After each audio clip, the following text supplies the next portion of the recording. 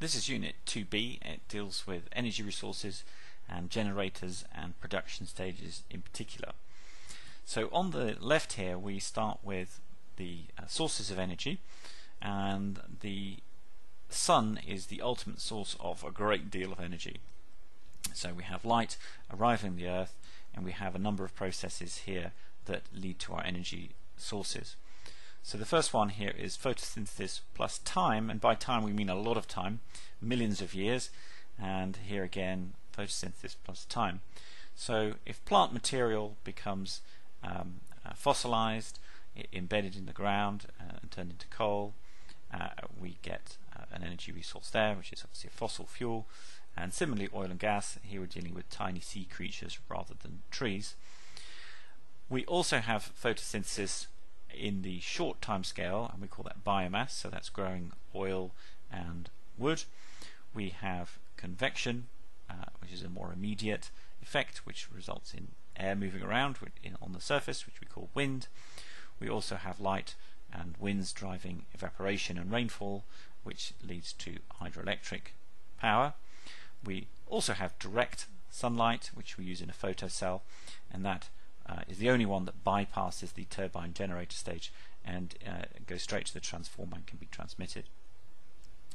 We then have a few odd ones that don't rely on the sun's energy. The first one is radioactivity, and the process there is decay, and that ultimately is what drives geothermal energy. So hot rocks come from radioactive decay deep inside the Earth.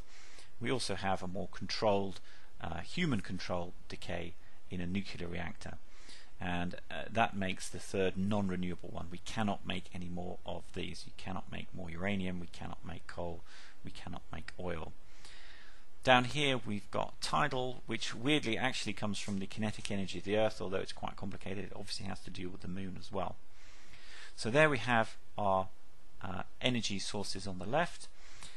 With the exception of the photocell, they all create moving fluids in one way or another, and a fluid is a gas or a liquid.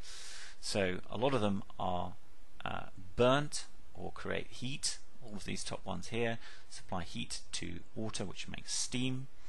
Wind is obviously moving air, and these two are both forms of moving water, but as I've said, they're all moving fluids, which can all be directed to a turbine of different designs, but they're all basically the same idea.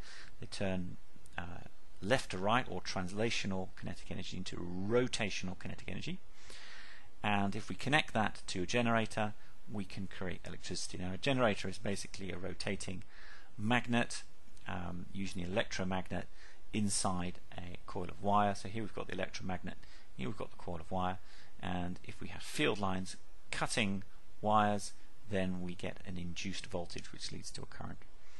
And we can send that to a transformer, and that's something that increases voltage. Why would we want to bother doing that? Well, a higher voltage means a lower current, and therefore we get less power loss, or power loss is minimized. So what are we dealing with here? Electricity. We've got our matter, our three building blocks, and it's the electron that we're interested in, and we have this form of electricity called AC, which stands for alternating current. It means it goes one way then the other, which you can see here. It does it about 50 times a second, and we've slowed it down here to show you what's going on. So this is what's transmitted along the national grid and ends up in your home. So there we are, a lot of different energy resources. Some have things in common, and that they come from the sun. Ultimately some don't. We have this important distinction between non-renewable and renewable.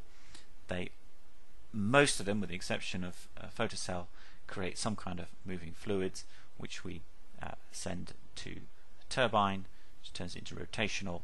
We send that to a generator, to the transformer, and then to the grid.